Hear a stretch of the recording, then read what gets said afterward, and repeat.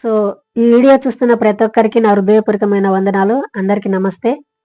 So, నేను చెప్పబోయే అంశం ఏమిటంటే, బైబిల్‌లో చాలా తప్పులుంటాయి. ఆ తప్పులు ఎట్లుంటాయంటే, సో, ఏదైతే రాసి ఉంటారు గదా! వాళ్ళకి ఎట్లా అర్థమొచ్చింది, వాళ్ళకి ఎట్లా బుద్ధి పుట్టింది అట్లా రాసుకుంటూ పోయారు తప్ప, ఇది పరిశుద్ధాత్మ రాసిన వచనాలు కావు. ఎందుకంటే, పరిశుద్ధాత్మ దేవుడు వచనాలు రాసి ఉంటే, అవి తప్పులుండయి. పరిశుద్ధాత్మ దేవుడే తప్పులు రాసిండా అని అనిపిస్తది.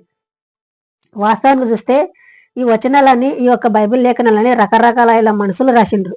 ఈ రకరకాలైన మనుషులు ఒక్కరిది ఒకరు చూసుకొనలేరు.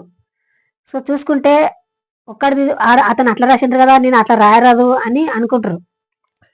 సో, వ్యతిరేకంగా ఉంటది. ఒక్కరు రాసిందికి ఒక్కరికి వ్యతిరేకంగా ఉంటది. సో, దయచేసి మీరు ఆలోచించాలి. నేను బైబిల్ ద్వారానే మీకు చూపిస్తా. బైబిల్‌లో ఎన్ని తప్పులుంటాయి, అన్నెన్ని రిప్లేస్‌లు మిస్టేక్ అయితాయి. సో, బైబిల్ లాజికల్‌గా నిలబడదని నేను నిరూపించి చూపిస్తా. దయచేసి ఇలాంటి మాయ మాటలు నమ్మి, ఈ బైబిల్ వాక్యాలు నమ్మి మీరు హిందుత్వానికి దూరమయ్యి, హిందుత్వం లోపటికెళ్ళి బయటికెళ్ళే ప్రయత్నం చేయకుర్రి. దీంట్లో మాత్రం ఏమాత్రం సత్యాలు లేకుంటాయి. దీంట్లో అసత్యాలే ఉంటాయి. సో, నేను మీకు చదివి వినిపిస్తా ఈరోజు బైబిల్ వచనంలో 121 కీర్తన 4వ వచనం చదువుతున్నా. ఇక్కడేం చేసిందంటే, ఇశ్రాయేలును కాపాడుకునేవాడు నిద్రపోడంట. ఇశ్రాయేలుని కాపాడేటతని నిద్రపోడంట. ఇశ్రాయేల్ అంటే ఒక పట్టణము, ఒక రాజ్యము. ఈ రాజ్యం ఎట్లా ఏర్పడ్డదంటే, ఇశ్రాయేలుకు అని పేరు ఎట్లా పడ్డదంటే, ఈ యాకోబు దేవుని వద్ద కుస్తీ పడతాడంట. దేవుని వద్ద కుస్తీ పడి దేవుని వద్ద గెలుస్తాడంట. ఒక మనిషి దేవుని వద్ద కుస్తీ పడి గెలవడం ఏమిటి? ఇది సాధ్యమైన పనేనా? ఇది బైబిల్ చెప్తున్నది. అప్పుడు గెలిచినప్పుడు ఆ బైబిల్ దేవుడు ఏం పెడతాడంటే, నీ పేరు ఇక మీదట యాకోబు కాదు, నీ పేరు ఇశ్రాయేలు అని అనబడుతుంది. ఇప్పటికే ఆ ఇశ్రాయేల్ అని అక్కడ బయట దేశంలో ఉండదు కదా, అది యాకోబు పేరు మీద ఇశ్రాయేల్ అని కట్టబడ్డది. యేసు ప్రభు కూడా ఇశ్రాయేలును రక్షించనీకి వచ్చింది తప్ప అన్య జనులను అందరిని రక్షించనీకి ఆయన రాలేదు.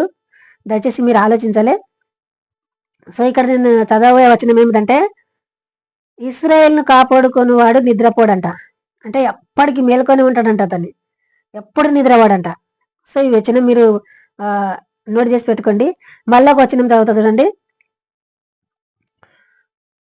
78వ కీర్తన 65వ వచనం చదువుతా. ఆయన తన 65వ వచనము 78వ కీర్తన. అప్పుడు నిద్రలో నుండి మేల్కొను ఒక్కను వలెను మధ్యవశుడై ఆర్భటించుచో పరాక్రమశాలుడై ప్రభు మేలుకొన్నాడంట.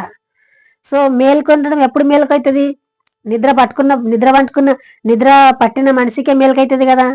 సో, అక్కడేం రాసిందంటే, దేవుడు ఎప్పుడు నిద్రపోడంట, అట్లనే మెలకువతోటి ఉంటాడంట. ఇక్కడేముందంటే, ఒక తాగి ఎంత బేవడగాడు తాగుతాడు కదా, తాగి లేచి ఎట్లా వస్తారు ఆర్భటించుకుంటా, తాగిన వ్యక్తి ఎట్లా ఒర్లుతాడు ఆ విధంగా వస్తున్నాడంట దేవుడు. సో, దయచేసి ఇలాంటి మిస్టేక్లు బైబిల్లో ఉంటాయి. మీరు ఈ బైబిల్లో వచనాలన్నీ పాటించుకుంటూ పోతే మనం హిందుత్వానికి దూరం అయిపోతాము. హిందువులు నమ్మే ప్రతి సిద్ధాంతాన్ని అది వ్యతిరేకిస్తుంది. వారి విగ్రహాలకు మొక్కకూరి, వాళ్ళ దేవుళ్ళకు మొక్కకూరి, వాళ్ళు రాళ్ళు రప్పలకు మొక్కుతారు అని అంటుంటారు. దయచేసి మీరు ఈ వీడియోని ఫస్ట్ నుండి లాస్ట్ వరకు చూసి లైక్ చేసి సబ్స్క్రైబ్ చేయండి. చాలా మంది కమెంట్ చేస్తున్నారు, ఎందుకంటే నేను చదవడం బాగా నేర్చుకో అంటున్నారు. సో, చదవడము నేను బాగానే చదువుతున్నా. ఇక్కడ ఏమైతే ఉండదో అదే ఎక్స్ప్లెయిన్ చేసి చదువుతున్నా. కానీ మీరు అర్థం చేసుకునేది ఏమిటంటే, సత్యమా అసత్యమా? ఒకవేళ అసత్యమా సత్యమని మీకు ఏమైతే అర్థమైతే నాకు కమెంట్ చేసి చెప్పండి. సో, ఇక్కడ నేను చెప్పే వచనాలు 2 వచనాలు చెప్పిన.